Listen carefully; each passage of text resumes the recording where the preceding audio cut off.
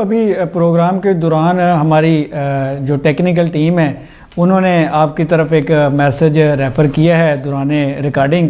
وہ میسج یہ ہے کہ ایک دوست نے رپلائی کیا ہے کہ جب بھی میں جہاں بھی کوئی گفتگو شروع کرتا ہوں تو اس سے پہلے میں ایاک نعبد و ایاک نستعین جب بولتا ہوں تو لوگ فوری طور پہ مجھے پی ٹی آئی کا ورکر سمجھ لیتے ہیں. تو آپ یہ فرمائیے کہ یہ جو عدم برداشت ہے اس کا کلچر نوجوانوں میں کافی شدت آئی ہے, کیا وجوہات ہیں اور کیا مشورہ دینا چاہیں گے آج کے ووٹر کو کہ وہ اسٹیبلش کریں ڈیموکریسی کو اور اپنے مسائل کی طرف توجہ دیں؟ لیکن یہ جو رجحان ہے اس حوالے سے بھی تھوڑا سا نوجوانوں کو آپ کوئی میسیج دینا چاہیں گے. ڈاکٹر صاحب, اس سلسلے میں سب سے پہلے میں بات کروں گا جمہوریت کا کنسیپٹ عوام کی خدمت, عوام کے لیے اور عوام سے. ڈاکٹر جوئل گارنر جو پروفیسر ہیں اور ارسطوٹل ارسطو کے بعد پروفیسر جوئل گارنر نے جو ایک جمہوریت کی تعریف کی تھی نا کہ لوگوں کی حکومت لوگوں کے لیے لوگوں سے ہی, اگر اس کا کنسیپٹ کیا جائے تو اس سلسلے میں جو نام میں پہلے بیان کر چکا ہوں کاشف مہر صاحب کا اور افتخار ملک صاحب کا, اس طرح بڑے بڑے اور لیڈر ہیں انشاءاللہ وہ بھی نام مزید یاد آنے پہ میں آپ کو بتا دوں گا.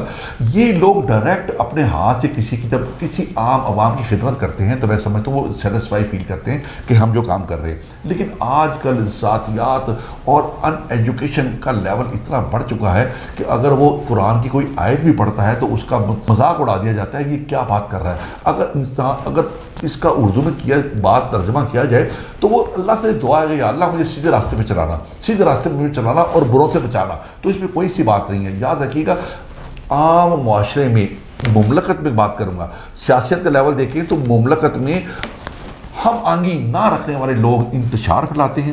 جو انتشار پھیلاتے ہیں وہ عام عوام کی خدمت ہونے میں بھی روڑے اٹکاتے ہیں. جو روڑے اٹکتے ہیں تو یاد رکھیے گا کوئی ملک کوئی معاشرہ چل نہیں سکتا.